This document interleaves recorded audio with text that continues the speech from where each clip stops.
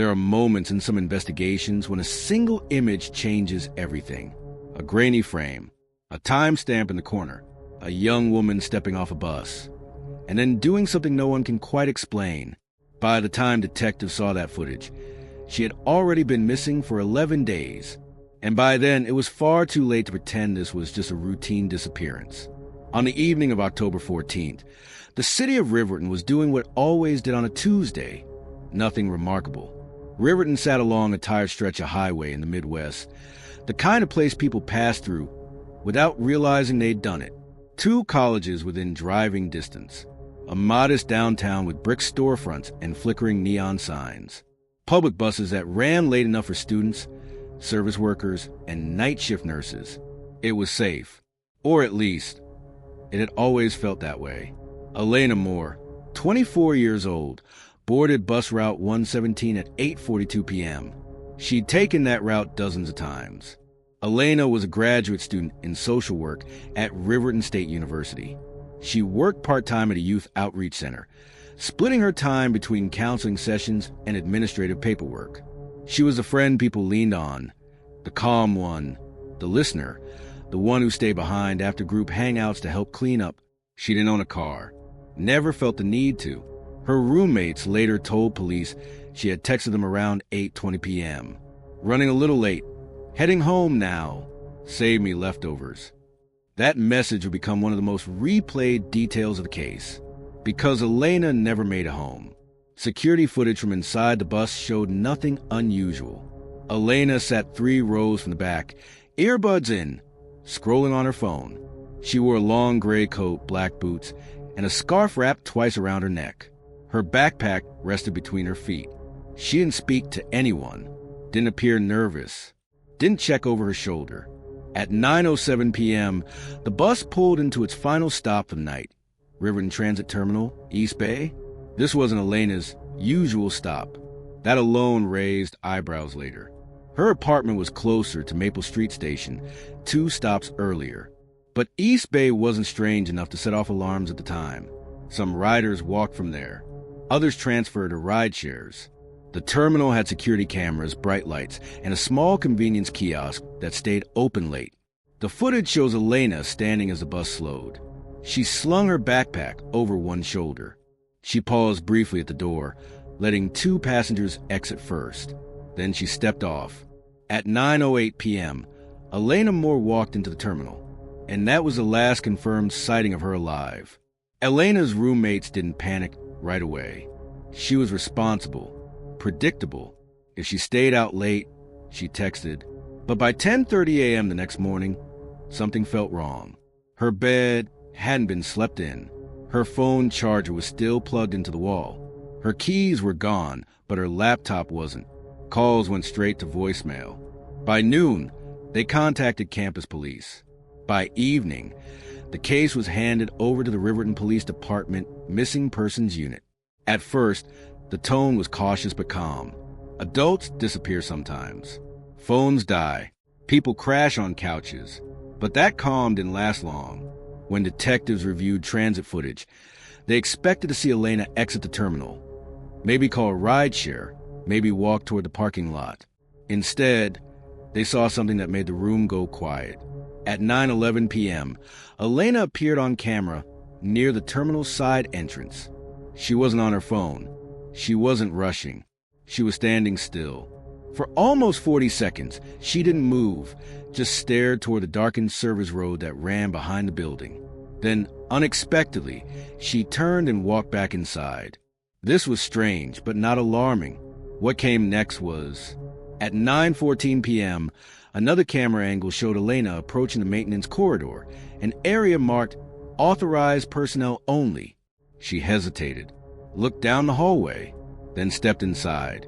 That corridor led away from the public terminal, toward loading docks, storage rooms, and an exterior access door that opened onto a poorly lit service road. There were no cameras beyond that point. Elena Moore was never seen again. That question haunted investigators. Elena had no reason to be in that corridor. She didn't work there. She didn't know anyone who did. Her friends were adamant. She would never just wander somewhere unsafe. She was cautious, almost overly cautious. If something felt wrong, she'd leave, which raised the unspoken possibility. What if something or someone was pulling her attention? A break came when a transit employee recalled something small but unsettling. He remembered seeing a man standing near the vending machines at night. Mid-30s, dark jacket, baseball cap pulled low. He wasn't doing anything illegal, the employee said, but he kept watching the doors. Security footage confirmed the man's presence. He appeared at 9:02 p.m., entered the terminal, and lingered. At 9:13 p.m., he walked toward the same maintenance corridor. 1 minute later, Elena followed.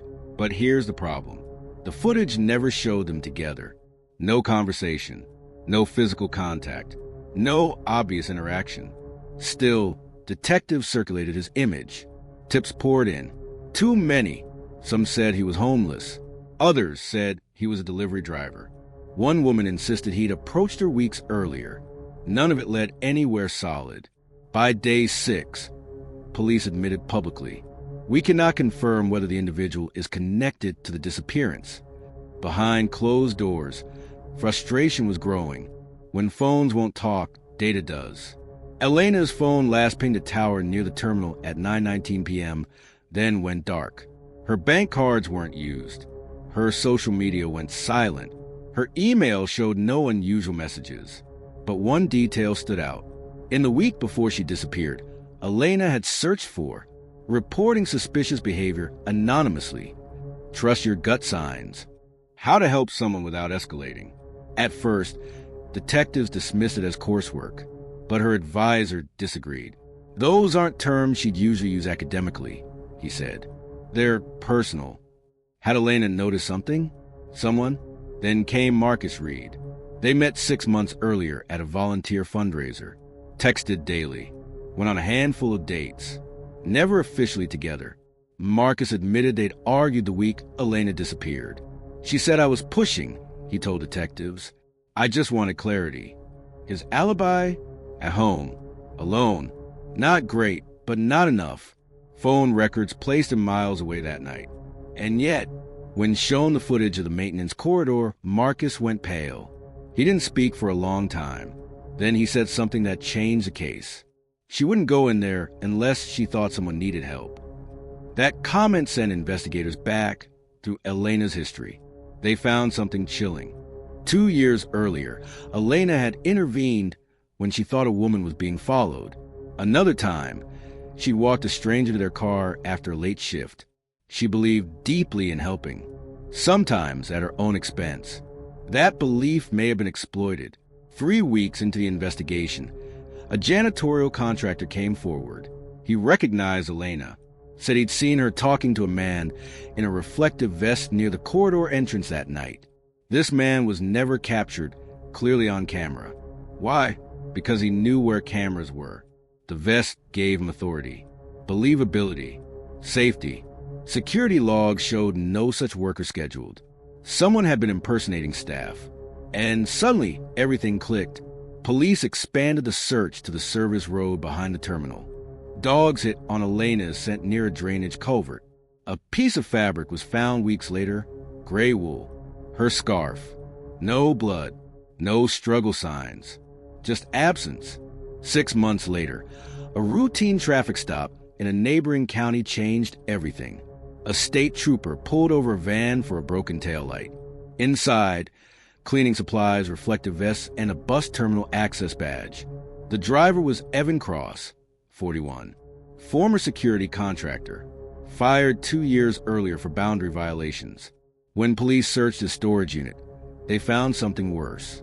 A phone, Elena's phone. It had been wiped, but not perfectly. One deleted video was recovered. It showed Elena walking behind someone. Her voice was calm but uncertain. "You said this was the quickest way out?" The video cut off. Evan Cross eventually confessed to leading Elena out of the terminal under false pretenses. He claimed it was an accident, that she panicked, that things went wrong. But he never revealed where her body was. No remains were ever recovered. Elena Moore is legally declared deceased. Her parents still leave the porch light on. The terminal redesigned its security protocols. The corridor is sealed, cameras added, and that footage, the moment Elena turns toward the maintenance hallway, still circulates online. People ask the same question. Why did she go? Those who knew her best already have an answer, because she believed helping someone mattered, even when it cost her everything.